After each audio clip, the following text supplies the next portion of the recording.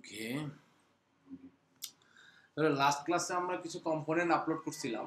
একটা হচ্ছে chart of account আর একটা হচ্ছে ট্যাক্স। ওকে, আজকে আমরা দুটো জিনিস করব। একটা হচ্ছে প্রোডাক্ট অ্যান্ড সার্ভিস, একটা হচ্ছে কন্ট্যাক্টস। কন্ট্যাক্টস বলতে জিরোতে কন্ট্যাক্টস বলতে বোঝায় কাস্টমার সাপ্লায়ার উভয়কেই কন্ট্যাক্টস একসাথে বোঝায়। তো এখন আপনার একটা ট্রানজ্যাকশন করতে গেলে কি কি লাগবে বলছিলাম। একটা ট্রানজ্যাকশন করতে গেলে আপনার ভ্যাট বা ট্যাক্স লাগবে, চার্ট অফ অ্যাকাউন্ট লাগবে, প্রোডাক্ট অ্যান্ড সার্ভিস লাগবে, আর কার কাছে বিক্রি করবেন তাকে লাগবে। ওকে, এখন আসেন আপনি যদি প্রোডাক্ট অ্যান্ড সার্ভিস এখানে অ্যাড করতে চান তাহলে কিভাবে করবেন, এবং আমাদের সিস্টেমে প্রোডাক্ট অ্যান্ড সার্ভিস কিন্তু অ্যাড করতেই হবে। আদারওয়াইজ ধরেন এই পানিটা আমি সেল দেখাচ্ছি আমার অ্যাকাউন্টিং সিস্টেমে, তাই না? এই পানির নামটা যদি আমার এখানে সিস্টেমে অ্যাড না থাকে তাহলে আমি কি সেল দেখাবো? এটা আমার পারচেজ রেট কত, সেলস রেট কত, সবই আমার সিস্টেমে থাকতে হবে। আমি শুধু প্রোডাক্টটা সিলেক্ট করে দিব, তাহলে আমার কস্ট প্রাইস এবং সেলিং প্রাইস দুটোই অটোমেটিক্যালি অ্যাপ্লাই হবে। এটা অ্যাপ্লাই না হলে তো আমরা প্রফিট অ্যান্ড লস পাবো না, তাই না? তো যার কারণে আমাদের যে প্রোডাক্টগুলো আমরা কেনা বেচা করব সেই প্রোডাক্টগুলো আমাদের মানে এখানে সিস্টেমে অ্যাড করে রাখতে হবে। ওকে, এখন আমরা কিভাবে এটা অ্যাড করব? আমরা এই যে দেখেন এখানে যে নেভিগেশন প্যানেলটা আছে, dashboard, business, accounting, project, contact, এর মধ্যে বিজনেস থেকে নিচের দিকে আসলে দেখেন প্রোডাক্ট অ্যান্ড সার্ভিস বলে একটা অপশন আছে, তাই না? এই প্রোডাক্ট অ্যান্ড সার্ভিস আমরা ক্লিক করব।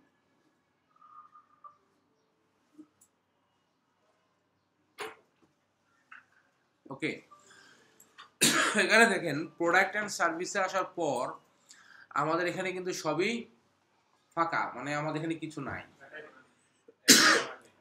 হ্যাঁ, রাইট, আমরা কোনো প্রোডাক্ট অ্যান্ড সার্ভিস অ্যাড করিনি, যার কারণে এখানে কিছু নাই।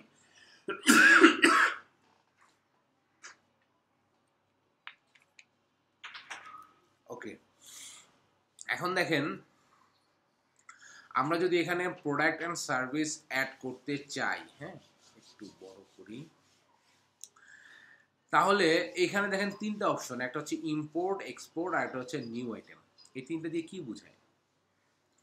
ইম্পোর্ট বলতে আপনি যখন বাল্ক অ্যামাউন্টে কোনো প্রোডাক্ট অ্যান্ড সার্ভিস নিয়ে আসবেন। বাল্ক অ্যামাউন্ট বলতে ধরেন আপনার ডাটা মাইগ্রেশন হচ্ছে, আপনার যে ক্লায়েন্ট উনি আগে কুইকবুক ইউজ করতেন, এখন জেরোতে আসবেন। তো উনি কুইকবুক থেকে ওনার যে প্রোডাক্ট অ্যান্ড সার্ভিসের লিস্ট, সাপোজ ধরেন ওনার প্রোডাক্ট অ্যান্ড সার্ভিস আছে 100টা প্রোডাক্ট অ্যান্ড সার্ভিসের লিস্ট উনি ওখান থেকে ডাউনলোড করে আপনাকে পাঠিয়ে দিলেন। এখন ওই ডাউনলোড করা প্রোডাক্ট অ্যান্ড সার্ভিসের লিস্টটা আপনি আপনার এখানে মানে জেরোতে যে পদ্ধতিতে আপলোড করা যাবে আপনি সেইভাবে কনভার্ট করে এই যে ইম্পোর্ট থেকে এটা আপনার সিস্টেমে নিয়ে আসতে পারবেন। আবার আপনার সিস্টেমে যেটা আছে সেটাকে আপনি এক্সপোর্ট করলে এখানকার থেকে আপনি আরেকটা লিস্ট পেয়ে যাবেন। আর নিউ আইটেম মানে এটা ম্যানুয়ালি একটা একটা করে অ্যাড করতে হয়, ঠিক আছে? নর্মালি একবারে অনেকগুলো প্রোডাক্ট অ্যান্ড সার্ভিস অ্যাড করতে হয় তখনই যখন আপনি সফটওয়্যার মাইগ্রেট করেন। ধরেন আগে ছিলেন সেজে, এখন জেরোতে আসতেছেন, বা আগে ছিলেন কুইকবুক, এখন জেরোতে আসতেছেন, তখন আপনার এই টোটাল মানে ইয়াটা লিস্টটা লাগে। আদারওয়াইজ নর্মালি আমাদের একটা বা দুইটা প্রোডাক্ট ম্যাক্সিমাম অ্যাড হবে, সেগুলো আমরা নিউ আইটেম থেকেই করতে পারবো। তবে আমাদের এই নিউ আইটেমের কাজটা আগে দেখে নিতে হবে, তারপর আমরা ইম্পোর্টটা দেখব। ওকে, দেখেন নিউ আইটেমে যদি আমি এখানে ক্লিক করি, নিউ আইটেমে ক্লিক করলে এখানে কি বললো, এখানে বললো আমাকে একটা মানে ফরম্যাট দিল আর কি, তাই তো? এই ফরম্যাটে বলতেছে প্রথমে কোডটা হচ্ছে রিকোয়ার্ড, তারপর নেম, ট্র্যাক ইনভেন্টরি আইটেম, এখানে কি করবো এটা আমি বলতেছি। এরপর বলছে পারচেজের ইনফরমেশনগুলো এখানে, এরপর বলছে সেলসের ইনফরমেশনগুলো এখানে দিয়ে সেভ করতে হবে। তার মানে একটা প্রোডাক্ট বা সার্ভিস যেটা আপনি সেল করেন, সার্ভিস সেল হয় না ভাই? সার্ভিস তো সেল হয়। ডাক্তার যে ভিজিট নেয় সে কি ওষুধের টাকা নেয়? সে কি ওই কি বলে জানি টেস্ট করার টাকা নেয়? টেস্ট করার ওষুধের টাকা তো আলাদা নেয়। ডাক্তারের যে ভিজিট ওটা কিন্তু তার সার্ভিস সেল করে সে, তাই না? তো এরকম আর কি, সার্ভিসও সেল হতে পারে। আমাদের যে কোম্পানি, এখানে যে আমরা কোম্পানিটা অ্যাড করছি, এটা কি? Computer tech PC and accessories, মানে কম্পিউটার রিলেটেড। এখানে সার্ভিস কি হতে পারে? ধরেন একটা কম্পিউটারে ভাইরাস, আমি ভাইরাস রিমুভ করে দিলাম, এটা একটা সার্ভিস। তারপর ধরেন একটা কিছু চেঞ্জ করে, যে প্রোডাক্ট, ধরেন প্রোডাক্টটা আমি চেঞ্জ করে দিলাম, প্রোডাক্টের তো একটা দাম আছে। ধরেন এখানে আমি একটা মেমোরি কার্ড চেঞ্জ করে দিলাম, মেমোরি কার্ডের তো দাম আছে, কিন্তু এই যে চেঞ্জ করে তো একটা সার্ভিস চার্জ নেয় না কম্পিউটার দোকানে গেলে, যে ভাই ঠিক হোক না হোক 300 টাকা সার্ভিস চার্জ, ঠিক হলে প্রোডাক্টের দাম আলাদা, এরকম বল না? তো ওইটা হচ্ছে সার্ভিস। তো আমরা ধরেন ফার্স্টে একটা কোড দেই 1001, নাম দিলাম ধরেন আমি দিব কিবোর্ড। হ্যাঁ, তাহলে আমরা যেহেতু কম্পিউটার পার্টস বিক্রি করি, তাহলে আমার কিবোর্ডটা আমার জন্য অ্যাপ্রোপ্রিয়েট একটা প্রোডাক্ট। ওকে, এরপর বলছে কি দেখেন, ট্র্যাক ইনভেন্টরি আইটেম, এখানে একটা টিক দেওয়ার অপশন আছে। এখানে যদি টিক দেই তাহলে কি হবে, আর টিক না দিলে কি হয়? একটা প্রোডাক্ট যখন আমি কিনবো বা আমার সিস্টেমে যখন আমি এন্ট্রি দিব, তখন সেটা ইনভেন্টরি আইটেম হিসেবে এখানে আমার সিস্টেমে ঢুকবে কিনা, এটা এখানে নিশ্চিত করে কিভাবে? যদি আমি এখানে টিক দেই তাহলে ট্র্যাক ইনভেন্টরি আইটেম হিসেবে এখানে ঢোকে। আর যদি এখানে না দেই তাহলে এটা আমার ইনভেন্টরি, আমার অন্যান্য খরচ, সরাসরি এক্সপেন্স খরচ হয়ে গেছে, কিন্তু আমার ইনভেন্টরিতে নাই, ইনভেন্টরি অ্যাসেটে নাই। ধরেন এটা টিক দিলে কি হয়, টিক না দিলে কি হয়? এই প্রোডাক্টটা ধরেন আমি বিক্রি করবো, আমি তো একজনের কাছে কিনতেছি, কিনে আমি আরেকজনের কাছে বিক্রি করবো। তার মানে আমি যখন এই প্রোডাক্টটা 10 টাকা দিয়ে কিনতেছি, 10 টাকা আমার কোম্পানি থেকে বা আমার প্রতিষ্ঠান থেকে সরাসরি এক্সপেন্স হয়ে যাচ্ছে। এক্সপেন্স হওয়ার বিনিময়ে এই প্রোডাক্টটা কোথায় চলে আসতেছে? আমার ইনভেন্টরিতে, ইনভেন্টরি অ্যাসেট। 10 টাকা যে আমার এখানে এক্সপেন্স হলো, সেইটার বিনিময়ে আমার ইনভেন্টরি অ্যাসেটে কিন্তু 10 টাকার ইনভেন্টরি প্রোডাক্ট যোগ হলো। তার মানে আমার প্লাস মাইনাস ইকুয়াল। কিন্তু যদি আমরা এখানে টিক না দিই তাহলে কি হবে জানেন? তাহলে এইটা আপনার খরচ হয়ে যাবে, সবসময় খরচ দেখাবে। এইটা যে ইনভেন্টরি অ্যাসেট হিসেবে ঢুকছে, এইটা দেখাবে না। ধরেন এটা আপনি 10টা কিনছেন, 10টা কিনছেন 100 টাকা দিয়ে, তো 100 টাকা যদি আপনি ট্র্যাক না করেন তাহলে 100 টাকা খরচ হিসেবে চলে গেল। কিন্তু না, খরচ না, ধরেন একটাই খরচ, ডাবল না, একটাই খরচ। ধরেন আপনি 100 টাকা দিয়ে প্রোডাক্ট 10টা কিনছেন, কিন্তু এটা কিন্তু is equal to inventory asset হিসেবে ঢোকে নেই। তার মানে আপনার 100 টাকাই খরচ। আগে যেটা ছিল যে ওই 100 টাকা খরচ তো হলো, এক্সপেন্স হলো, পাশাপাশি ইনভেন্টরি অ্যাসেটেও ঢুকে গেল। এইটা ট্র্যাক না করলে ইনভেন্টরি অ্যাসেট আর ঢুকবে না। তখন কি হবে জানেন? তখন ধরেন এটা আপনি বেচছেন 3টা, বাকি 7টা আছে না, 7টাটা আপনার খরচ দেখাবে। আপনি সারা জীবন সঠিক এন্ট্রি দিবেন, খালি দেখাবে লস আর লস, প্রফিট আর লস দেখাবে, খালি লস হচ্ছে। মানে আপনার ইনভেন্টরি অ্যাসেট তো জিনিস নাই, লস তো হবে। রাইট। তো না, সার্ভিসের ক্ষেত্রে আবার কিন্তু পারচেজ রেট থাকে না।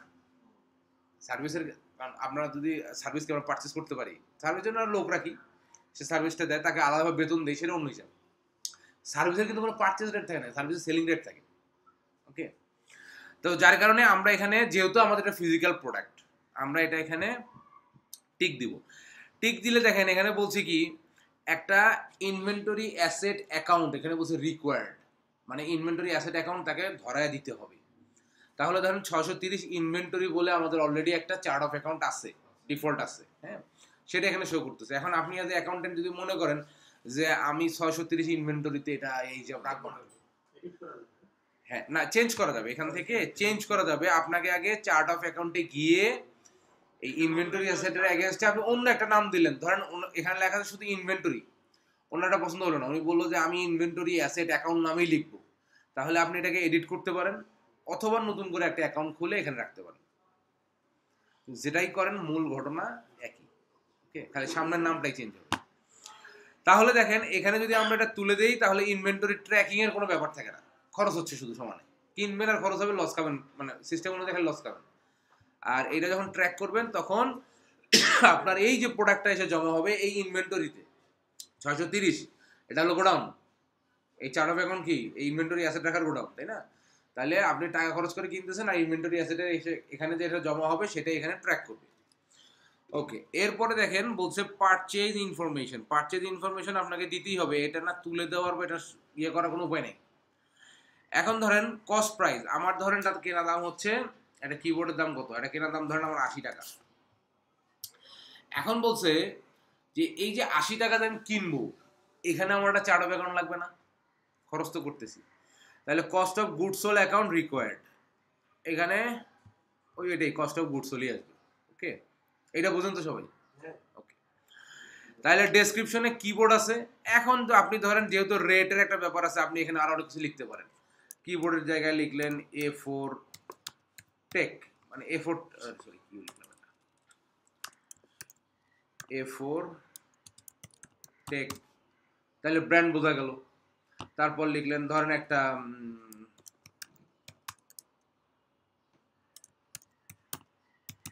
কামাল এজেন্সি লিখলাম, ধরেন এটা হলো ডিস্ট্রিবিউটরের নাম যার কাছ থেকে কিনতেছি। তো এইভাবে করে আপনি ডেসক্রিপশনে অনেক কিছু লিখে রাখতে পারেন আপনার নিজের সুবিধার্থে, যে এই যে মানে 80 টাকা কস্ট প্রাইস হইলো, এটা কার কাছ থেকে কিনছেন, কোন ব্র্যান্ডের, কবে কিনছেন, একটা ডেট মেনশন করে দিতে পারেন। ডেসক্রিপশনে আপনি আপনার প্রয়োজন মতো অনেক কিছু দিতে পারেন। আপনার ক্লায়েন্টের প্রয়োজন থাকতে হবে, আপনার প্রয়োজন থাকতে হবে। এখন এটা কি দিবেন ফিক্স কিছু নাই, আপনার মতো করে দিবেন। ওকে, আচ্ছা এইটা গেল পারচেজ ইনফরমেশন, আমি যেটা কিনছি কত টাকা দিয়ে কিনছি এটার ইনফরমেশন এখানে লাগবে সেটা। এরপর আসেন সেল, বিক্রি ইনফরমেশন লাগবে। এখন ধরেন আমার 80 টাকা কেনা, আমার এটা 100 টাকা বিক্রি। ওকে, তাহলে আমি সেলের ইনফরমেশন, বিক্রি ইনফরমেশন দিলাম। যখন আমি এটা বিক্রি করতে যাব তখন অটোমেটিক আমার প্রাইস দেখাবে 100 টাকা, আর যখন আমি পারচেজে যাব তখন অটোমেটিক আমার প্রাইস দেখাবে 80 টাকা। ওকে, এরপর sale account, sales 200, sale account তো সেলসই হবে, ইনকাম। আচ্ছা, এরপরে দেখেন ডেসক্রিপশন সেম, আপনি আপনার মতো করে যেভাবে খুশি সেভাবে দিতে পারেন। এরপর আমরা এটাকে সেভ দিব।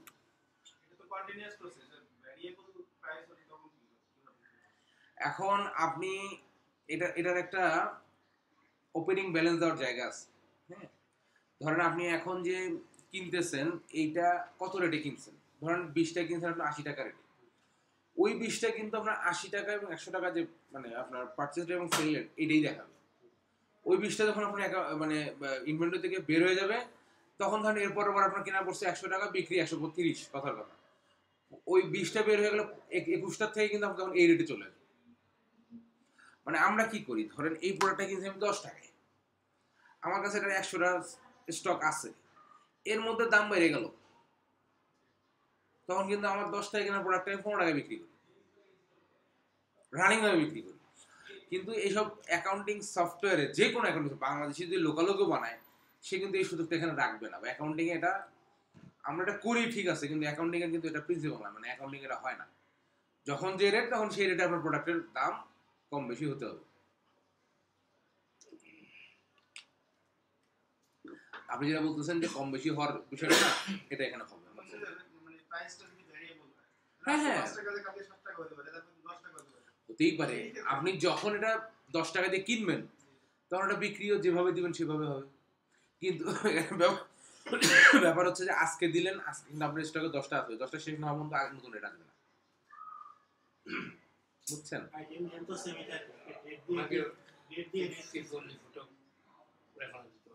হ্যাঁ, ওই ফিফুল করে, হ্যাঁ ওইটা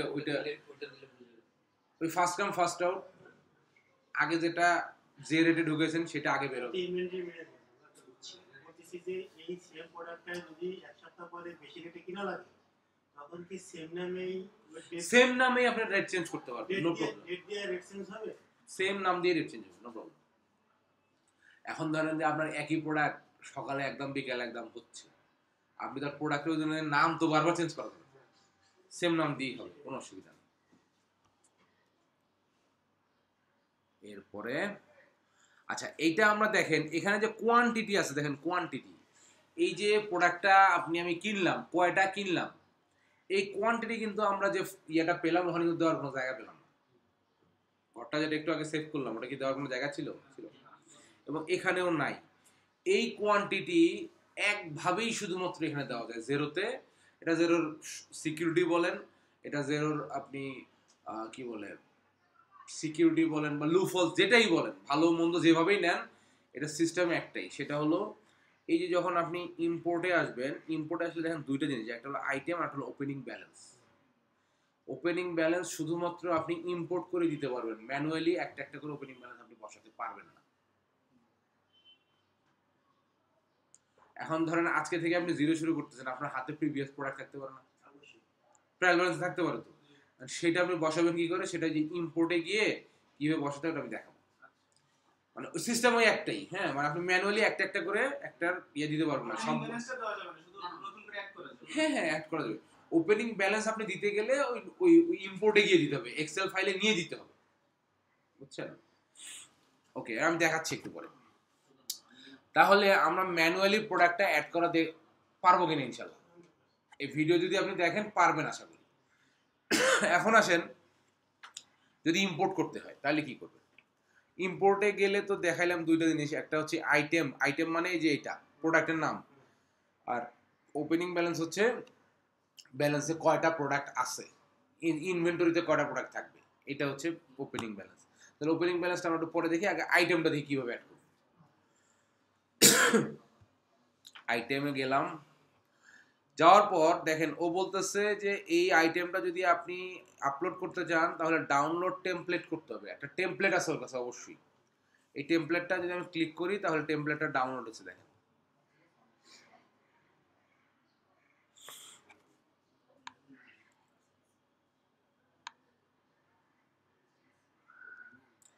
এটা যদি একটু বড় করি,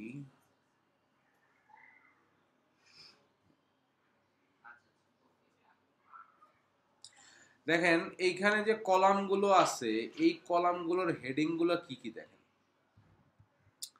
item code, item name, purchase description, purchase unit price, purchase. এখন আমরা একটু আগে ম্যানুয়ালি করতে যে ঘরগুলো ফিল আপ করছি না, সেই ঘরগুলোই জাস্ট এখানে কলাম আকারে আছে।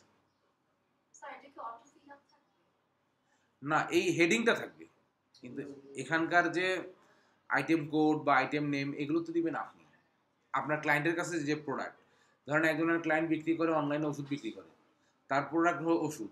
আরেকজনের ক্লাস অনলাইন, মানে আরেকজনের ক্লায়েন্ট অনলাইনে বই বিক্রি করে, তার প্রোডাক্ট হবে বই। হ্যাঁ, সেপারেট ইনফরমেশন। তো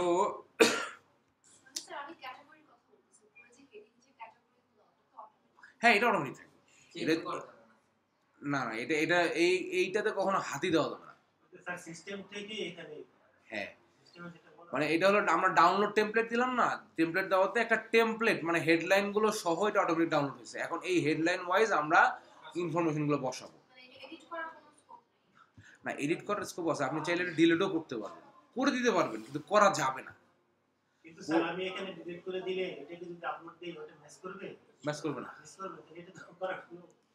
আমি বলতেছি আপনি যে ডিলিট করতে পারবেন, ডিলিট অপশন বন্ধ নাই, করা যাবে। এই যে আমি যদি এখান থেকে ডিলিট করে দিই ডিলিট হয়ে যাবে, কিন্তু এটা করা যাবে না। এটা করলে তখন আপনার ইনফরমেশন মিসম্যাচ হয়ে যাবে, কারণ এখানে যার পরে যা আছে এটা সিস্টেমে তারপরে সেটাই আছে, মানে ওইভাবেই ওরা এইভাবে ফরম্যাটটা করে দিচ্ছে।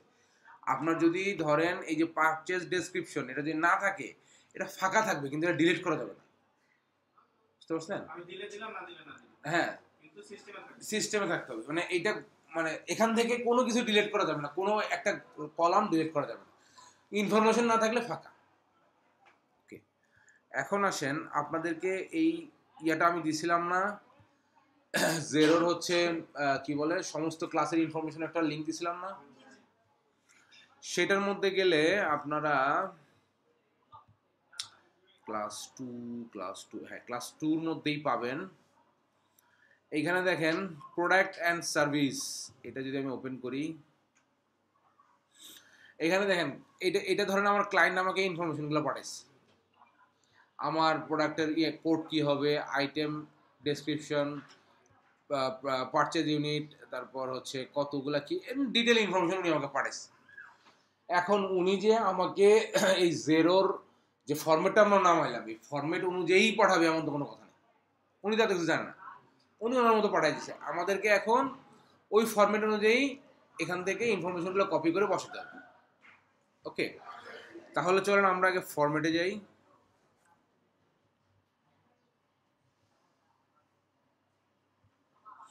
এটা হচ্ছে ফরম্যাট। ফরম্যাটের প্রথম ইনফরমেশন কি, আইটেম কোড।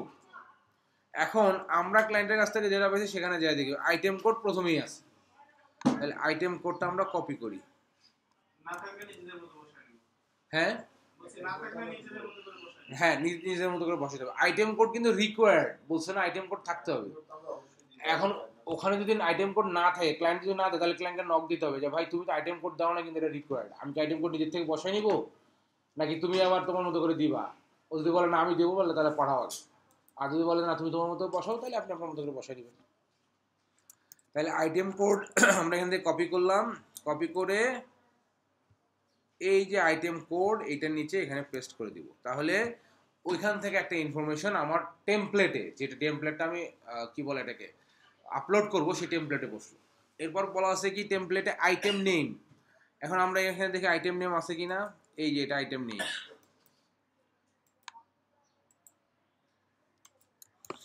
এটা কপি করি, আইটেম নেমের জায়গায় আইটেম নেম বসায় দিলাম। এরপর বলছে পারচেজ ডেসক্রিপশন। এখন দেখি আমাদের পারচেজ ডেসক্রিপশন আছে কিনা।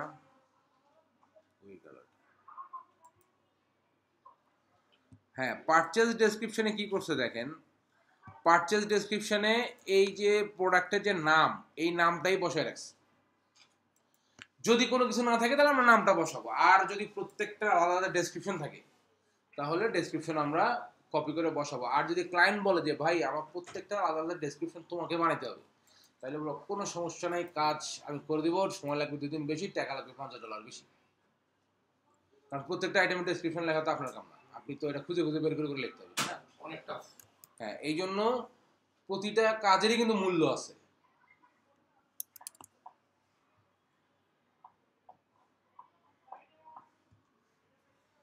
ওকে, ডেসক্রিপশনে আমি আপাতত নামটাই বসাই দিচ্ছি। এরপর বলছে পারচেজ ইউনিট প্রাইস। আমরা দেখাইলাম না কেনা দাম কত, তাহলে পারচেজ ইউনিট প্রাইসটা এখান থেকে আমরা দেখি উনি দিছে কিনা। হ্যাঁ, পারচেজ ইউনিট প্রাইস দিচ্ছে, দেখেন এটা কত টাকা করে উনি কিনছে। কিন্তু এইখানে দেখেন লাস্টের 3টাতে পারচেজ ইউনিট প্রাইস নাই।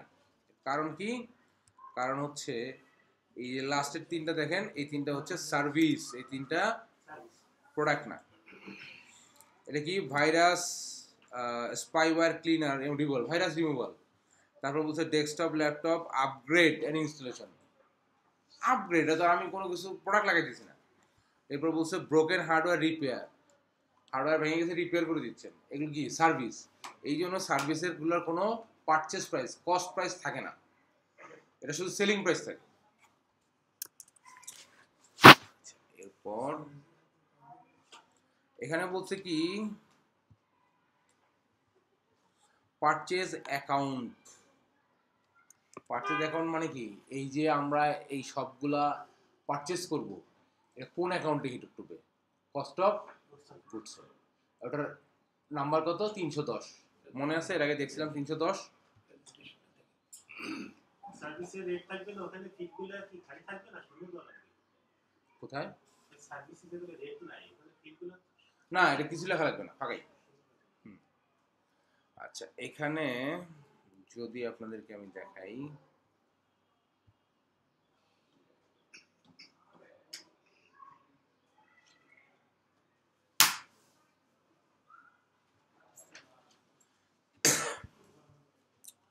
Product and service,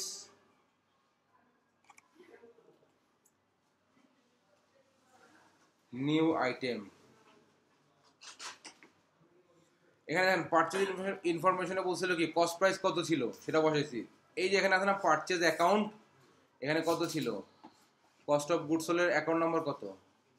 310। ঠিক সেই জিনিসটাই আমরা এখানে বসাচ্ছি। এই যে পারচেজ অ্যাকাউন্ট, পারচেজ অ্যাকাউন্ট যদি আমি কপি করে ওখানে বসাই, এই যে কস্ট অফ গুডস সোল্ড কত? 310। 310 খালি বসাই দিলে হবে। এগুলো কিন্তু ট্র্যাক করে ধরাই দিতে হবে, না হলে কিন্তু সিস্টেম বুঝতে পারবে না যে আপনি এটাকে কি হিসেবে ট্রিট করতেছেন। লাস্টের 3টাতে থাকবে না, কারণ এটা তো ইনভেন্টরিতে যাবে না। কস্ট অফ গুডস সোল্ড এটা তো কোনো, এটা পারচেজ রেট নাই, তো পারচেজ না থাকলে এটা কি হবে না, মানে খরচও হবে না, এটার কোনো হিসাবও নাই। আচ্ছা, এরপর বলছে পারচেজ ট্যাক্স রেট। এখানে পারচেজ ট্যাক্স রেট ম্যান্ডেটরি কিছু ছিল না, উনি দেয় নাই, ফাঁকা। এই জন্য আমরা কি করব, আমরা এইটা ডিলিট করে দিব নাকি? নাই তো, ডিলিট করলে হবে না, কারণ কি দেখেন এখানে যে কয়টা ঘর দেওয়া আছে যখন আপনি ডিলিট করবেন তখন সেলস ডেসক্রিপশন এই ঘরটা এক ঘর আগে আসবে না। তার মানে আপনি সেলস ডেসক্রিপশনে যা বসাবেন সেটা সে পারচেজ ট্যাক্স রেট হিসেবে মানে কাউন্ট করতে থাকবে, বুঝতে পারছেন? যার কারণে এটা নাই, এটা ফাঁকা। এরপর সেলস ডেসক্রিপশন, সেলস ডেসক্রিপশনে কি আছে আমরা যতদূর মনে হয় প্রোডাক্টের নামটাই দেওয়া আছে। হ্যাঁ এই দেখেন প্রোডাক্টের নামটাই দেওয়া আছে।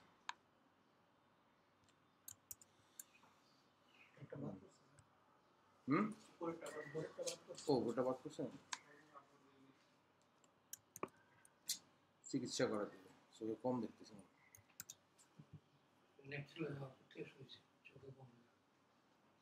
আচ্ছা তাহলে সেলস ডেসক্রিপশনটাও সেম আগের মতোই, যদি আমাদের অনেক কিছু লেখার থাকে লিখবো, না লিখলে প্রোডাক্টের নামটা বসাই দিই। এরপরে আছে কি সেলস ইউনিট প্রাইস, তার মানে এই পর্যন্ত আমরা পারচেজ কেনার ইনফরমেশন দিচ্ছি, এখন আমরা বিক্রি ইনফরমেশন দিচ্ছি। সেলস ইউনিট প্রাইস কত? এইখানে দেখেন, এখানে কিন্তু সবগুলোই আছে, কারণ আমি সার্ভিসটা কত টাকায় বিক্রি করবো এটা তো আমি জানি, বা এটা আমি ঠিক করছি। ওকে, তাহলে সেলস ইউনিট প্রাইস যদি এখানে দেই, ওকে। এরপর সেলস অ্যাকাউন্ট, সেলস অ্যাকাউন্ট কোনটা? সেলস অ্যাকাউন্ট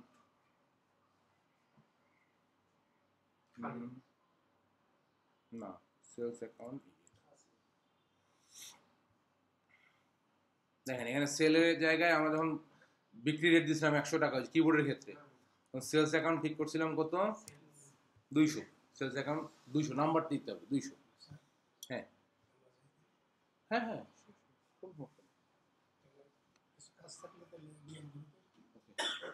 শুক্রবারে বসেন, শনিবারে আলাদা করে বলবো সকালে অনলাইনে। সেলস অ্যাকাউন্ট তাহলে কত হবে? 7টা পর্যন্ত কি হলো, কপি করে নিই। হ্যাঁ হ্যাঁ ঠিক আছে।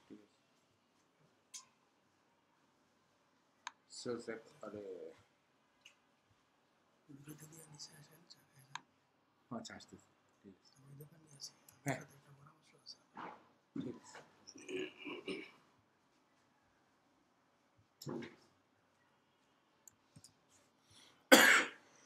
তাহলে সেলস অ্যাকাউন্টে 200 কেন বসলাম বুঝছেন তো সবাই?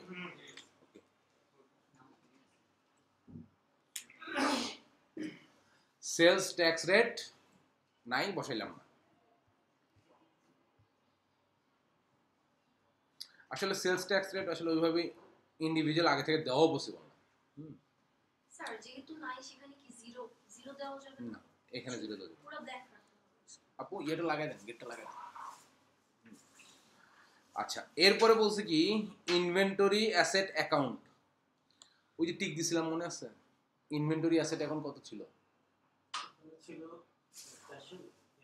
630।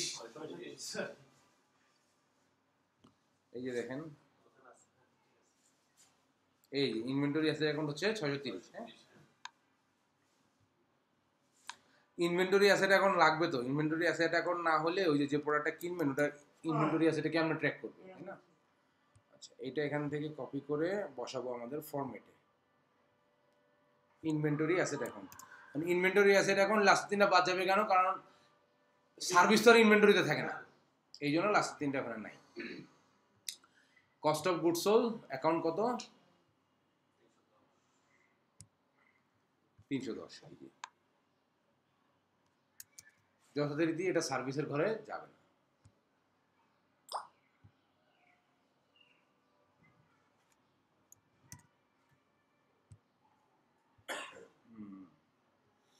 তাহলে দেখেন আর কিছু নাই, তার মানে আমরা আলটিমেটলি কি হয়েছে ওই যে ঘরগুলোতে যা যা পাইছিলাম সেটাই এখন কলাম আকারে পেলাম।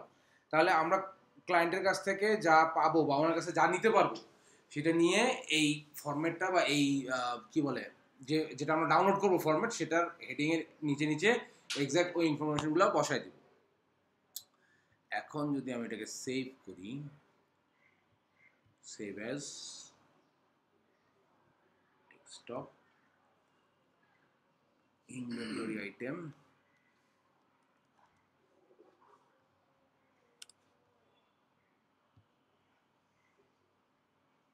এটা সেভ হয়ে গেছে। তাহলে আমরা ছিলাম কোথায়? প্রোডাক্ট অ্যান্ড সার্ভিসের ইম্পোর্টে ছিলাম। একটা তো ম্যানুয়ালি কিভাবে করলাম ওটা তো করলাম। এরপর যখন ইম্পোর্ট করতে যাব তখন আমাদেরকে এরকম একটা টেমপ্লেট ডাউনলোড করতে হবে। ডাউনলোড করে আমাদের কাছে যে ইনফরমেশন আছে সেই ইনফরমেশন এই হেডিং অনুযায়ী বসাতে হবে। বসায় আমরা এটাকে সেভ করে নিব। এখন আমরা এটাকে আপলোড করব। লোড করব এখান থেকে। দেখেন এই যে এই ডাউনলোড টেমপ্লেট থেকে আমরা টেমপ্লেট ডাউনলোড করে এই কাজটা করলাম। এখন এই যে এখানে দেখেন সিলেক্ট ফাইল, এইটাতে ক্লিক করব, করে আমরা যেখানে রাখছি সেখানে যাই। আমরা রাখছি ডেস্কটপে ইনভেন্টরি আইটেমস, এটা ওকে। এটাকে পাঠালাম নেক্সটে। আচ্ছা, এখন এখানে একটা ঘটনা যেটা আছে সেটা আপনাদেরকে বলি। আমরা একটা ম্যানুয়ালি অ্যাড করছিলাম না, কিবোর্ড, মনে আছে? এখন বলতেছে চার্ট অফ অ্যাকাউন্টের মতো, চার্ট অফ অ্যাকাউন্টে কিন্তু এই ঘটনা ঘটে। এখন বলতেছে যে আপনি যে ইম্পোর্ট করবেন আপনার আগে যা ছিল সেগুলো কিন্তু সব ডিলিট হয়ে যাবে। নতুন যে লিস্ট দিচ্ছেন এই লিস্টটাই ফাইনাল। আগে যদি একটা থাকুক, দুইটা থাকুক, 10টা থাকুক, ওগুলো আগেগুলো থাকবে না। এখানে বলছে একটা আইটেম এখানে থাকবে না। এখন যদি আমরা ওই আইটেমটা, এই কি বলে এটাকে, যেটা আমাদের আগে থেকে সিস্টেমে আছে বা একটা সিঙ্গেল আইটেম কিবোর্ড, এইটা যদি আমরা রাখতে চাই তাহলে কি করব? হ্যাঁ, একদম ঠিক বলছেন, লিস্টে অ্যাড করে নেব। লিস্টটা বের করি আগে।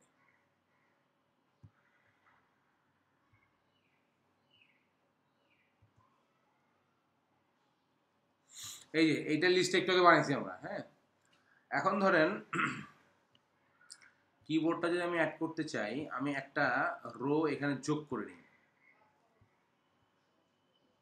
ইনসার্ট দেই, একটা রো এখানে আসছে, তাই না?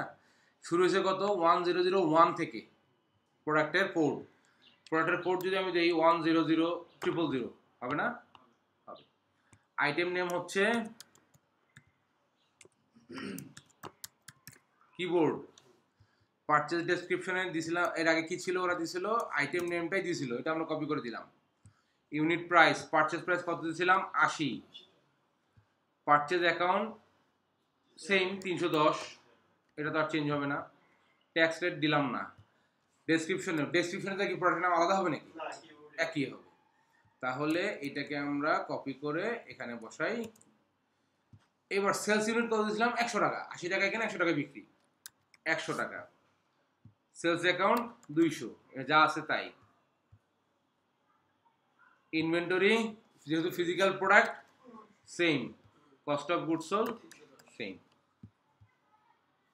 এখানে যে অ্যাড করলাম এটা বুঝেন নাই কে বলেন? অ্যাড করাটা সবাই বুঝছেন? না, বলছিলাম যে ট্যাক্স রেট লাগবে না। এই যে এখানে ট্যাক্স রেটের কথা বলছেন না, এটার কথা বলতেছেন না? ও না না, আমি বলছি ট্যাক্স রেটটা কোথায় লাগবে? ট্রানজ্যাকশন করার ক্ষেত্রে লাগবে। যখন আমরা এটা বিক্রি করব অথবা কিনবো সেই সময় ট্যাক্স রেট আপনাকে বসাতেই হবে। কিন্তু এখানে যদি আপনার ট্যাক্স রেট আগে থেকে বসান তাহলে একটা অসুবিধা আছে। ধরেন আমরা একটা ট্যাক্স রেট বসালাম 10%। এখন ধরেন আপনার ক্লায়েন্টের, ধরেন আপনার ক্লায়েন্ট থাকে ইউএসএ তে প্রভিন্স বা স্টেট ওয়াইজ কিন্তু অনেক কিছু ট্যাক্স তো সব চেঞ্জ আছে। তা আপনি যখন বারবার একটার থেকে আরেকটা ট্যাক্স, মানে ধরেন একটা এক স্টেটে বিক্রি করলেন আরেক স্টেটে বিক্রি করলেন, তখন কি বারবার ট্যাক্স চেঞ্জ করবেন? এই জন্য আমরাই বলি, এটা আমি বলি আর কি, আপনি চাইলে দিতে পারেন, আমি বলি যে এই জায়গায় ট্যাক্স রেটটা ফাঁকা থাকাই বেটার। কারণ যখন আমি ট্রানজ্যাকশন করবো ওটা কোথাকার ট্রানজ্যাকশন, ধরেন একটা স্টেটের ট্রানজ্যাকশন মানে ট্যাক্স রেট 10% আর একটা স্টেটে 15%। তা আপনি জাস্ট ওখান থেকে 15 বা 10 সিলেক্ট করে দিলেই হচ্ছে, বুঝছেন? এটা হলো মানে আমাদের লোকাল সিস্টেম আর কি। আমরা এই সিস্টেমটা ভালো বুঝি যে আমরা আগে থেকে অ্যাড করে রাখলে যদি কোনো কারণে চেঞ্জ না করি তাহলে ট্যাক্স রেট ওই রেটে চলে যাবে। আর ফাঁকা থাকলে কি হবে, প্রতিবারই আমি দিয়ে করে দেবো, এক্সাক্ট আছে কিনা দেখিয়ে দিলাম। ওকে, এটাকে তাহলে সেভ করে দিই।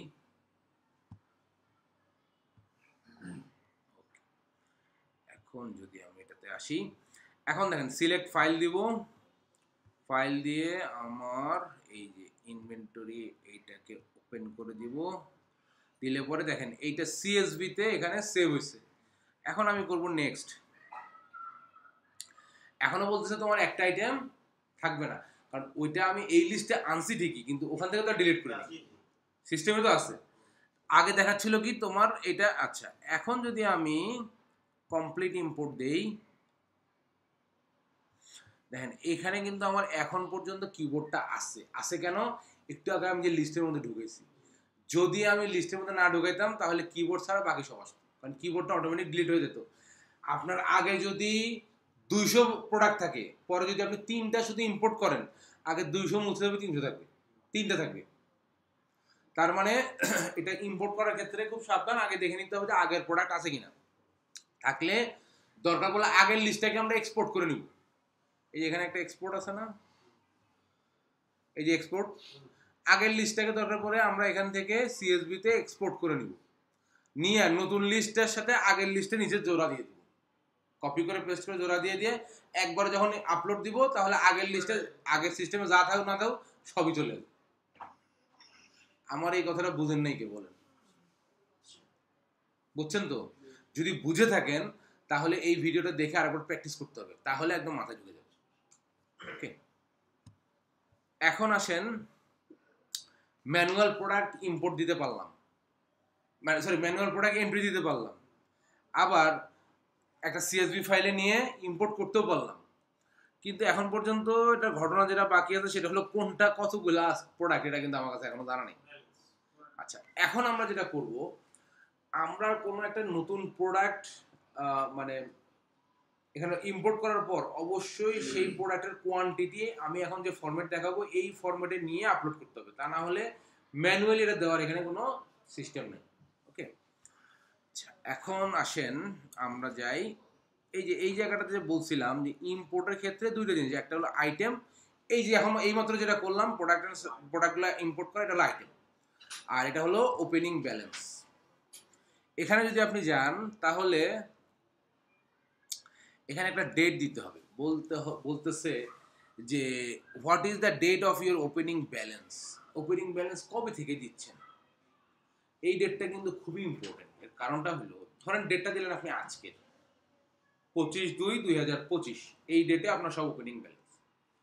এখন আপনি যদি গতকালকের ডেটে 24/2/2025 একটা ট্রানজেকশন, একটা প্রোডাক্ট বিক্রি করবেন আপনি, যেটা দেখাবেন আপনি 24/2/2025, তখন করতে গেলে কিন্তু এটা নিবে না, কারণ বলবে যে তোমার এটা তো 24/2/2025, এই প্রোডাক্ট তো তোমার এখানে ছিলই না 25 তারিখে।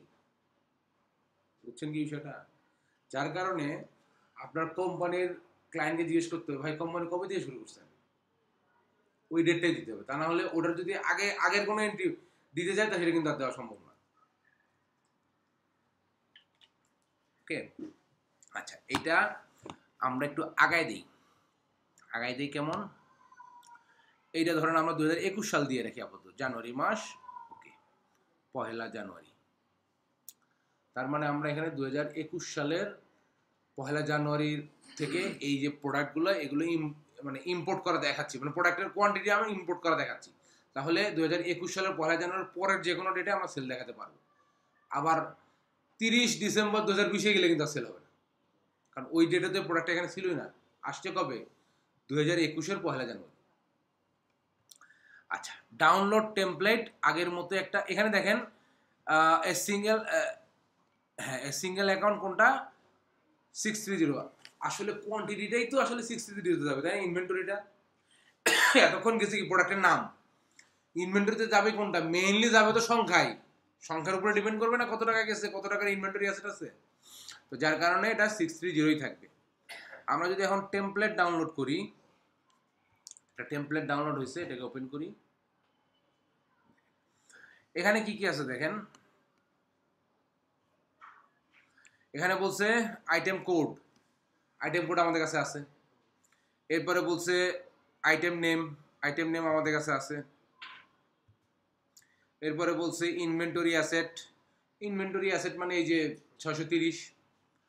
এরপর বলছে কোয়ান্টিটি অন হ্যান্ড 0, ভ্যালু 0। আচ্ছা,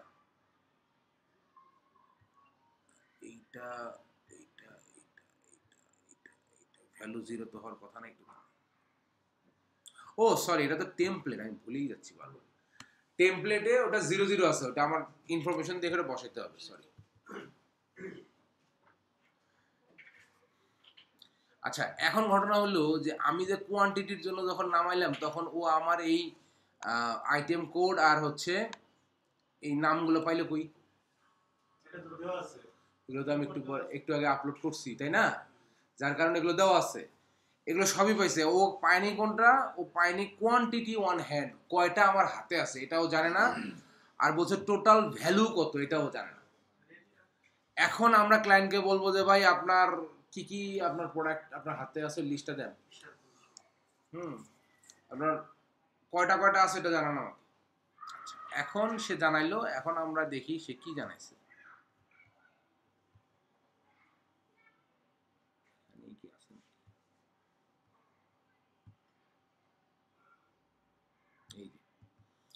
ধরেন সে আমাদেরকে এটা পাঠাইছে, হ্যাঁ, যে আমার প্রোডাক্ট এটা। এখানে দেখেন কিবোর্ড কিন্তু নাই, কিবোর্ড আমরা পরে অ্যাড করছি না। আচ্ছা, এখন এই যে দেখেন এখানে বলছে কোয়ান্টিটি অন হ্যান্ড, তার হাতে কয়টা আছে সে কিন্তু এখানে আমাদেরকে জানাইছে। তাহলে এই যে কোয়ান্টিটি অন হ্যান্ড, এখানে আমরা এটা কপি করব। কপি করে আমরা যে টেমপ্লেটটা নামাইছি, এই ভদ্রলোক কোথায়? এইটা নাকি? না, এটা তো কপি করলাম আগেরটা, এই যে এটা কোয়ান্টিটি অন হ্যান্ডে কি করব, এই কিবোর্ড কিন্তু আমরা পরে বসেছি অ্যাডিশনাল, এই কিবোর্ডটা বাদ দিয়ে পরেরগুলোতে এটা পেস্ট করে দেব।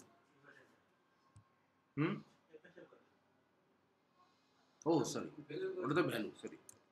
এই যে এখানে, হ্যাঁ, এখানে কিন্তু সার্ভিসগুলো আসেনি, সার্ভিসের যে তিনটা, ওই তিনটা কিন্তু এখানে নাই। আচ্ছা, তাহলে এটার কোয়ান্টিটি অন হ্যান্ড আমরা ধরে নিচ্ছি 100টা কিবোর্ড, যেটা লিস্টে নেই। এখন বলছে ভ্যালু কত হবে, ভ্যালু কিভাবে বের করবো? পারচেজ রেট লাগবে। এখন আসেন, এটার পারচেজ রেট কোথায় আছে? পারচেজ রেট আছে হচ্ছে প্রোডাক্টের ইনফরমেশনের মধ্যে পারচেজ রেট আছে।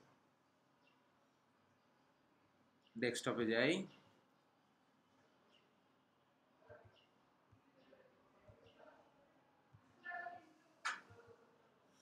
আমরা যে প্রোডাক্ট এন্ড সার্ভিস আপলোড করছি আইটেম, সে আইটেমের মধ্যে দাম লেখা আছে না, purchase rate, purchase unit price, এটা হলো পারচেজ রেট। না, আমার এখানে দরকার পারচেজ রেট, দরকার ইনভেন্টরি না, পারচেজ রেট দরকার। পারচেজ রেটটা এখানে কপি করলাম, কপি করে দেন। ক্লায়েন্ট আপনাকে সবকিছু বলে দিবে না, বা ক্লায়েন্টের কাছে সবকিছু জানতে চাওয়া বুদ্ধিমানের কাজ না। আপনি যে এফিসিয়েন্টলি কাজ করতে জানেন এটা তো আপনাকে বলতে হবে। তাহলে প্রথম ঘর বাদ দিয়ে, প্রথমে কিবোর্ডটা আমরা ম্যানুয়ালি ঢুকেছি, প্রথম ঘর বাদ দিয়ে এখানে আমি এটা বসাই, টোটালটা করব। আর এটার পারচেজ রেট কত ছিল? 80 টাকা। 80 টাকা ছিল না? 80 টাকা কিনছি, 100 টাকা বিক্রি করবো। তাহলে এইটাকে আমি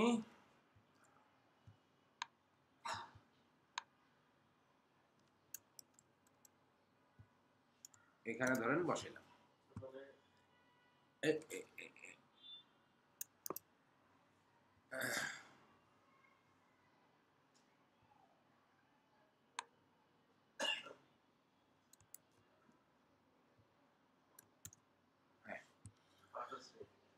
এখন যদি আমি এখানে একটা ইকুয়াল দেই, এই যে কোয়ান্টিটি ইনটু ভ্যালু, তাহলে এটা আমার ভ্যালু চলে আসলো না?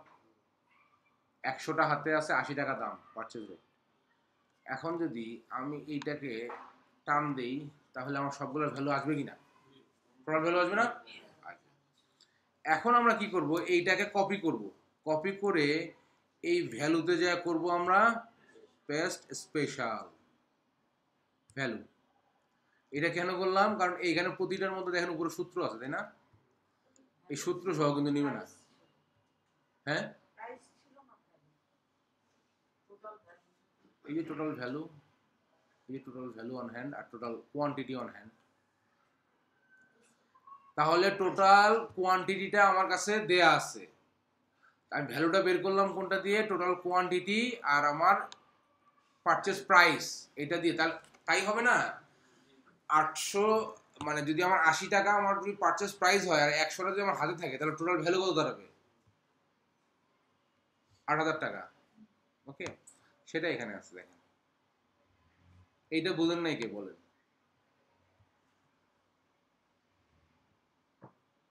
বুঝছেন? এইটার দাম 10 টাকা, আমার কেনা রেট, বিক্রি করি আমি 15 টাকায়। এখন এইটা যদি আমি 100টা কিনি তাহলে এটা টোটালটার দাম কত হবে? 100টার দাম 10 টাকা করে হলে 1000। ঠিক এই জিনিসটাই এখানে বলা আছে। আমার হাতে আছে 10টা, আমার দাম কত? 80 টাকা। সেটা কোথায় পাইছি আমি? সেটা পাইছি হচ্ছে প্রোডাক্টের ইনফরমেশনে যায়। ওই প্রোডাক্টের ইনফরমেশন দেওয়া আছে না, পারচেজ রেট কত, সেটা আমি কপি করে ওখানে পাশে বসে আমার কোয়ান্টিটি দিয়ে মাল্টিপ্লাই করে দিছি। একদম সহজ জিনিস।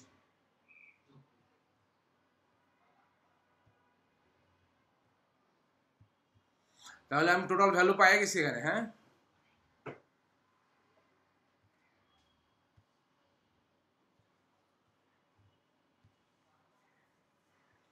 এই যে এটা আমি সেভ করি।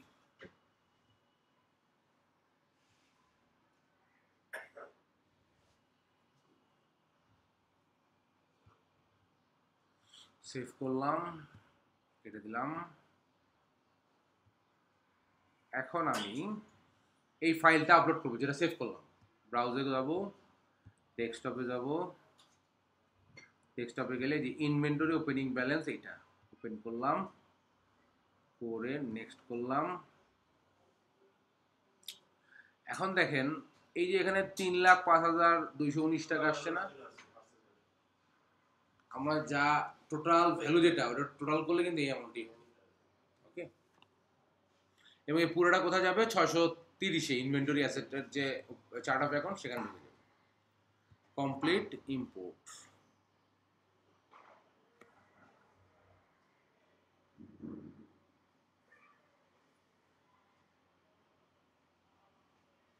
এখন দেখেন প্রতিটার পাশে পাশে এটা বসছে কিনা। আর লাস্টের দিনটা তো এখান থেকে আসেই নেই, লাস্টের দিনটা তো এটার পারচেজ রেটই নেই, সার্ভিস। তাহলে আমরা জেরোতে মানে একটা প্রোডাক্ট জেরোতে অ্যাড করে সেটার ওপেনিং ব্যালেন্স দিতে পারবো আশা করা যায়? এটা পারবেন। এই ভিডিওটা 1-2বার না দেখলে পারবেন না, কিন্তু দেখে দেখে প্র্যাকটিস করতে হবে। আর আমি যে ডাটাগুলো দিচ্ছি এই ডাটাগুলোই দরকার পড়লে আপনি কোম্পানি 2টা করেন, অসুবিধা নেই তো, 2টা করে 2বার প্র্যাকটিস করেন।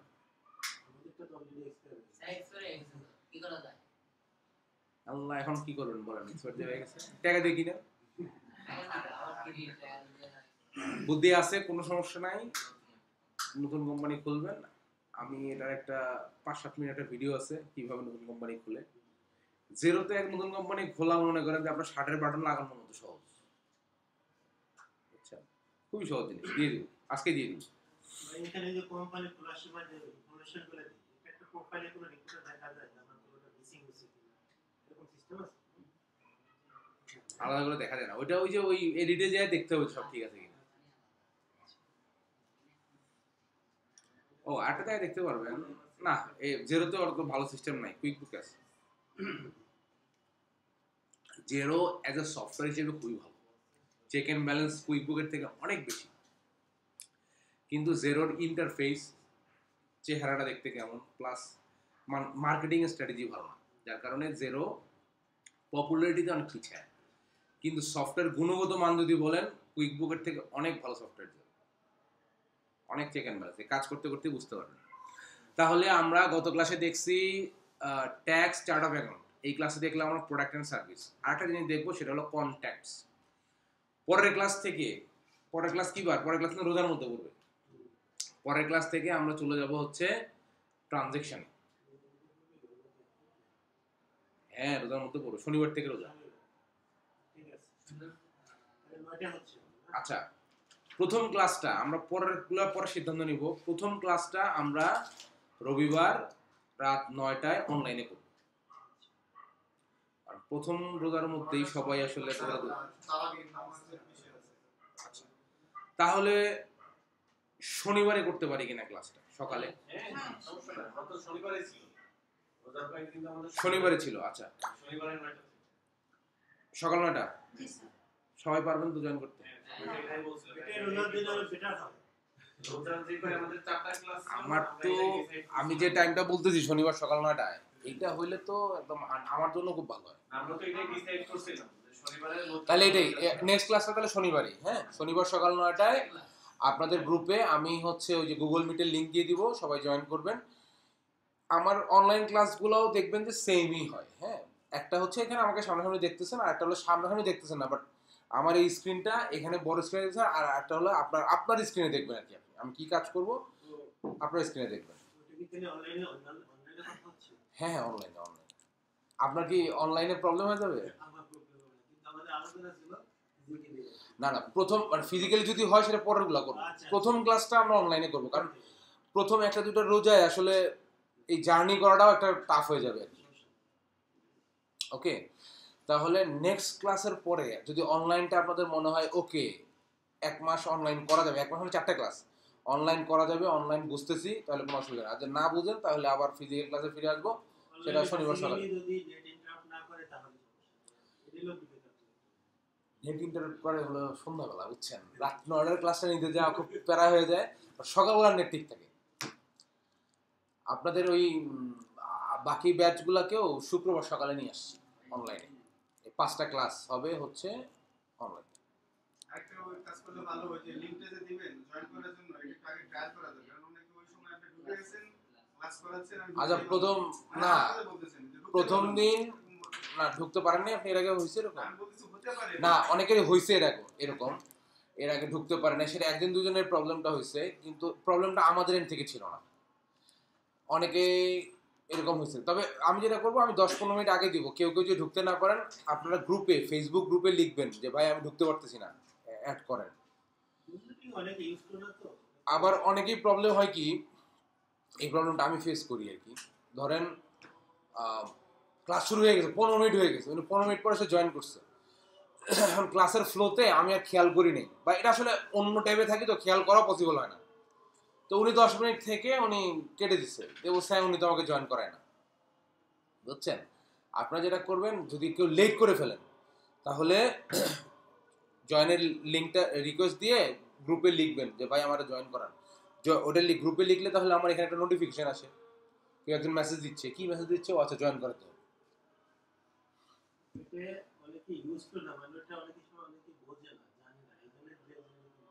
আচ্ছা অসুবিধা নেই, প্রথম দিন 15 মিনিট আগে ক্লাস শুরু করবো, 15 মিনিটে দেবো কে কে বুঝতেছে না, ঠিক আছে?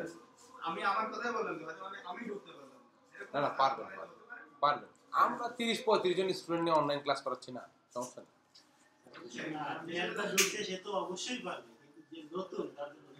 নতুন হইলে তাকে আমরা ওখানে বসে শেখাবো, অসুবিধা নেই, সমস্যা নেই।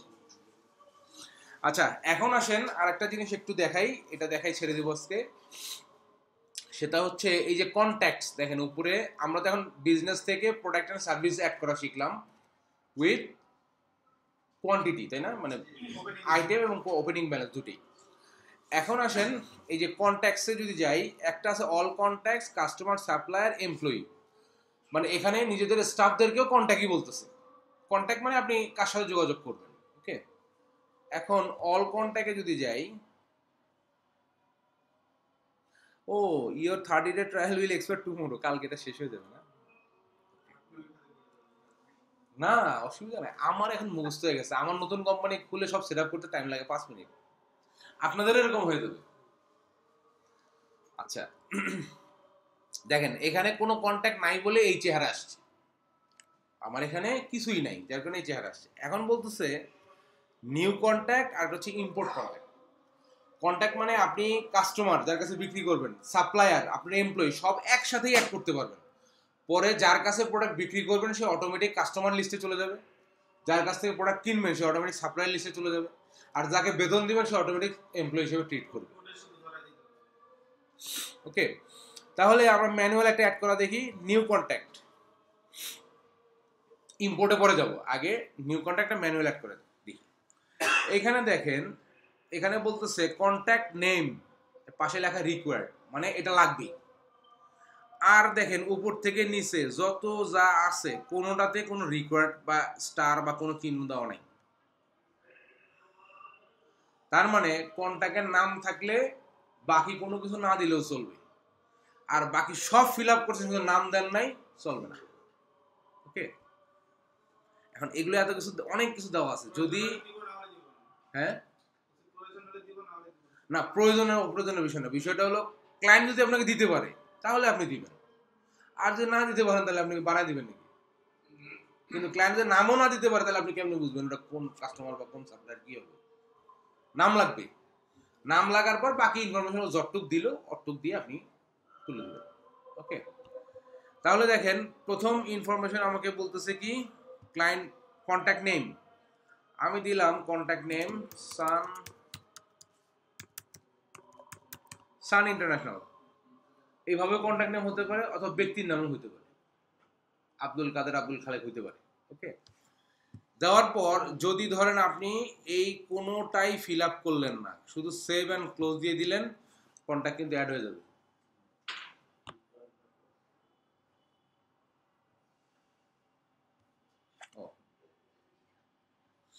এই যে সান ইন্টারন্যাশনাল, এখানে ডিটেল চলে আসছে। হ্যাঁ, আমরা যদি এই কোন যে কন্ট্যাক্টস লেখাটা আছে এখানে যদি ক্লিক করি, কি ব্যাপার, একটু রিফ্রেশ দিয়ে দেখি।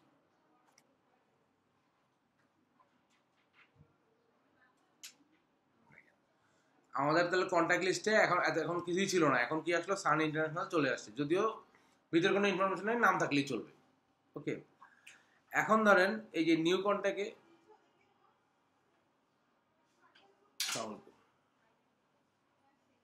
আচ্ছা, নিউ কন্ট্যাক্টে যদি আপনি ক্লিক করেন তাহলে আবার আগের জায়গায় চলে যাবে।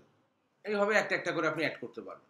এখন ধরেন এমন হয়ে গেল যে আপনার এই কন্ট্যাক্টটা হলো একবারে 50টা, নতুন ক্লায়েন্ট বললো ভাই আমার এই 50টা আগে আপলোড করে দেন, তখন কি করবেন, তখন এই যে 3 ডট দেখা যাচ্ছে না, এই 3 ডটে ক্লিক করলে দেখেন ইম্পোর্ট বলে একটা অপশন আছে, এই ইম্পোর্টে ক্লিক করবেন। ক্লিক করার পরে ডাউনলোড টেমপ্লেট, ফরম্যাট সবগুলোরই এক, ডাউনলোড টেমপ্লেট করবেন, এটা ওপেন দিবেন। ওপেন করলে দেখেন ওই যে নাম সহ বাকি যে একটা একটা একটা করে ঘর যা পাইছিলাম না, সবগুলো এখানে কলাম আকারে চলে আসছে। অনেক ইনফরমেশন কিন্তু, তার মধ্যে রিকোয়ার্ড শুধু একটা রিকোয়ার্ড আমরা কিভাবে বুঝলাম, এই যে কন্ট্যাক্ট নেমের উপরে দেখেন একটা স্টার মার্ক আছে, স্টার মার্ক, এটা রিকোয়ার্ড। মানে আপনার যদি কন্ট্যাক্ট নেম থাকে, নেম কপি করে এখানে বয়সে আপলোড করেন, সব আপলোড নেবে, এগুলার কিছু দেখেন না। কিন্তু আমরা একটু দেখি, আপনাদেরকে যে লিঙ্কটা দিচ্ছি আমি, সেই লিঙ্কে যে ক্লাস 2-তে যান জেরোর, তাহলে এই যে কন্ট্যাক্টস বলে এরকম একটা ফাইল পাবেন, এটা ওপেন করবেন। এখন আমরা এখানে দেখি যে এই ইনফরমেশন ক্লায়েন্ট আমাদেরকে দিচ্ছে, বুঝছেন, ক্লায়েন্ট এটা পাঠাইছে। এখন বলতেছে কি কন্ট্যাক্ট নেম, এইটা তো ম্যান্ডেটরি, এইখানে নাম আছে, এই নামগুলো আপনি কপি করেন, কপি করে ফরম্যাটে নামের জায়গায় বসান, তাহলে কন্ট্যাক্ট নেম বসলো। এরপর হচ্ছে অ্যাকাউন্ট নাম্বার, আমি দেখি এখন অ্যাকাউন্ট নাম্বার বলে কোনো কিছু আমাদের ক্লায়েন্ট ভদ্রলোক দিচ্ছেন কিনা, অ্যাকাউন্ট নাম্বার ফাঁকা, তাহলে যেহেতু নাই আমরা বসাবো না। কিন্তু এই অ্যাকাউন্ট নাম্বারটা যদি আমি ডিলিট করে দিই তাহলে কিন্তু কাজ হবে না, তখন কিন্তু এই অ্যাকাউন্ট নাম্বারের জায়গায় ইমেল অ্যাড্রেসটা এখানে তো বসা চলে আসবে, এটা যখন অ্যাকাউন্ট নাম্বার হিসেবে চলে আসবে তখন কিন্তু এলেবেল হয়ে যাবে। ওকে, আচ্ছা, তারপর ভদ্রলোক আমাদেরকে দিয়েছেন হচ্ছে ইমেইল অ্যাড্রেস, এটা একটু কপি করি, কপি করে আমাদের ফরম্যাটটা দেখি ইমেল অ্যাড্রেস কোথায়, ও এটাই তো ছিল, হ্যাঁ ইমেল অ্যাড্রেস এটাতেই আছে। হ্যাঁ, তারপর বলছে ফার্স্ট নেম লাস্ট নেম, এখন দেখি ফার্স্ট নেম লাস্ট নেম পাশাপাশি আছে, আমরা দুটো একবারে কপি করে ফেলি। হ্যাঁ, তো এটা আমি জানি বলে আমি দুটো একবারে কপি করছি, আপনারা করবেন না, কারণ কি জানেন, একটা ঘর ডান বাম হলে কিন্তু পুরো ইনফরমেশন তুলে দেবে। আচ্ছা, এইটা এরকম, তাহলে ফার্স্ট নেম লাস্ট নেম আর কই, ফার্স্ট নেম লাস্ট নেম, ওকে। এরপর বলছে পিও, এটা কি অ্যাটেনশন নাকি না, পিও অ্যাটেনশন 2, পিও অ্যাটেনশন লাইন 1, অ্যাড্রেস লাইন 1, এরপর অ্যাড্রেস লাইন 2। দেখি উনি আমাদেরকে কি দিছে, এত ইনফরমেশন কেমন করে দিবে।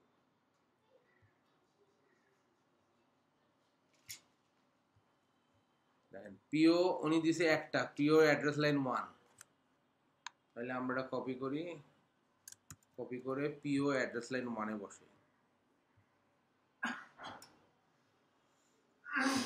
এগুলো নাই, অ্যাটেনশন 2 অ্যাড্রেস লাইন 2 নাই, এটা বসাই দিলাম। হ্যাঁ, অ্যাড্রেস লাইন 3 4, ওরে আল্লাহ এত কিছু আছে।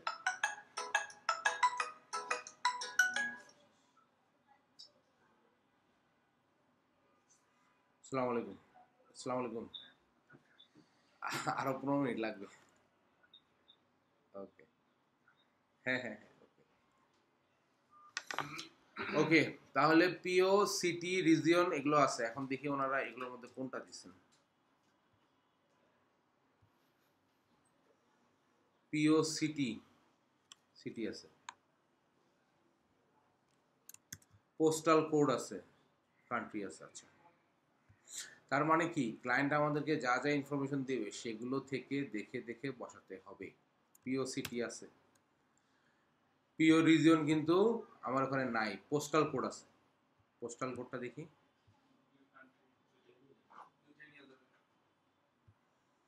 পোস্টাল কোড, হ্যাঁ কান্ট্রি কি পাশে আছে, নিলাম পোস্টাল কোড কান্ট্রি, ওকে। এরপর আসেন এসএ অ্যাটেনশন, এসএ অ্যাড্রেস, এত কিছু কি আছে দেখি,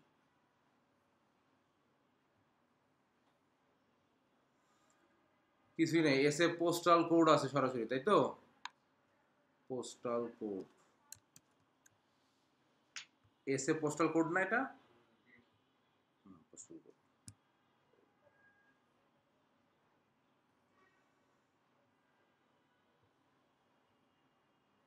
এই যে এইটা আছে, ওকে।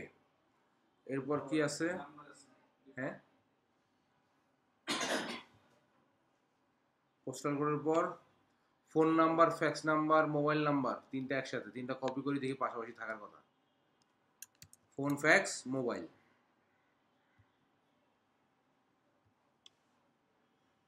Phone number fax number mobile number, তিনটা পাশাপাশি আছে, হ্যাঁ ওকে। এরপরে আসেন কি হচ্ছে, লিগ্যাল নেম, লাস্টে আছে legal name,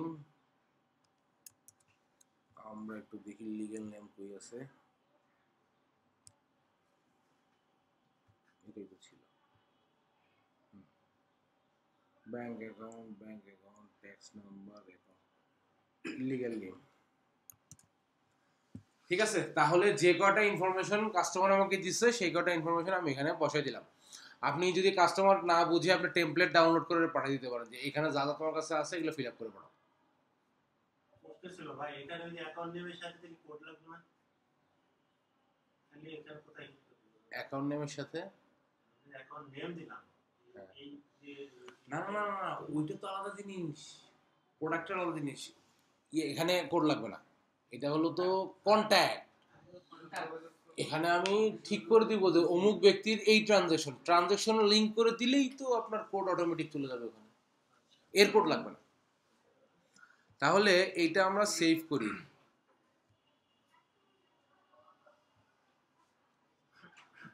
save as desktop.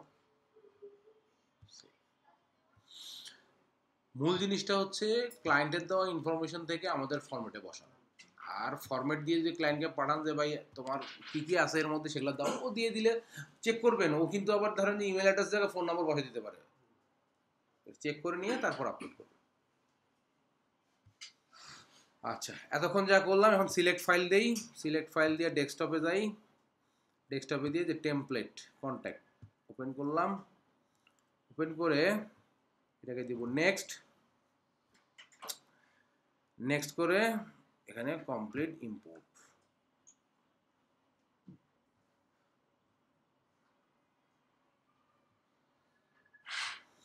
সব চলে আসছে। ওকে, তাহলে আপনাদের হোমওয়ার্ক এটাই, এই দুটো অ্যাড করবেন। অ্যাড করে আপনারা, ও আচ্ছা, আমি আপনাদের রাত্রে বাসায় গিয়ে আমি দিয়ে দিব এই অ্যাকাউন্টে, এক্সিস্টিং অ্যাকাউন্টে কিভাবে একটা নতুন জেরো অ্যাকাউন্ট করবেন। ওকে, ওটা দেখে নতুন একটা, সরি অ্যাকাউন্ট না, এক্সিস্টিং অ্যাকাউন্টে নতুন কিভাবে জেরো কোম্পানি সেট আপ করবেন, করে ট্যাক্স অ্যাড করবেন, চার্ট অফ অ্যাকাউন্ট অ্যাড করবেন যেগুলো প্রয়োজনীয়। তারপর অ্যাড করবেন হচ্ছে প্রোডাক্ট অ্যান্ড সার্ভিস, আমি এগুলো তো দেওয়া আছে কিন্তু আপনাদের ক্লাস 2 এর মধ্যে সব দেওয়া আছে। আর তারপর অ্যাড করবেন হচ্ছে ওপেনিং ব্যালেন্স, তারপর অ্যাড করবেন কন্ট্যাক্ট। এগুলো ওপেন করে এটা রেডি রাখতে হবে, তাহলে হবে কি নেক্সট ক্লাসটা করার পর পরে আপনি ট্রানজ্যাকশনটা প্র্যাকটিস করতে হবে। এবং ট্রানজ্যাকশন আমি দেখানোর পরে আমি একটা এক্সেল ফাইল দেবো, এক্সেল ফাইলটা আমি বুঝিয়ে দিব। এই যে কন্ট্যাক্টগুলো আপনি অ্যাড করছেন, ঠিক এই কন্ট্যাক্টের নামেই, ধরেন প্রথমটা কি, এটা আমান্ডা, এই আমান্ডার নামে কিছু ইনস্ট্রাকশন থাকবে যে এই প্রোডাক্ট এতদিনের ব্যবধানে এটাকে কোড করো, এটাকে ইনভয়েস করো, ঠিক সেটা দেখে দেখে প্র্যাকটিস করবেন, তাহলে দেখবেন যে আপনার সাথে সাথে চলতে পারতেছেন। আমি এক্সিস্টিং যে কোম্পানিটা অ্যাড করব, হ্যাঁ, করার পরে কি আমার প্রথম ক্লাস থেকে যা যা ইনপুট করছি হুম। আগে কোম্পানি এটা সিম্পল পুরোই সেটআপ করতে হবে। আবার সব করতে হবে, সব কষ্ট না করতে টাকা দিয়ে কিনতে হবে। সব এটা করতে তো হবে। ভালো তো প্র্যাকটিস হলো হবে। প্র্যাকটিস হলে ঠিক আছে। ওইটা যদি আপনি ভয় পান তাহলে কাজ হবে না। এইটা যতবার, যেমন আমি বললাম কি, ধরেন প্রোডাক্ট অ্যান্ড সার্ভিস আপনি কি করলেন, একদিনে ফরম্যাট করছেন না আজকে, ওইটা আপনি আলাদা করে সেভ করে রাখেন, এরপরে কি করবেন, খালি আপলোডে যাবেন আর ওই ফাইলটা আপলোড করে দিবেন, বাস হয়ে গেল।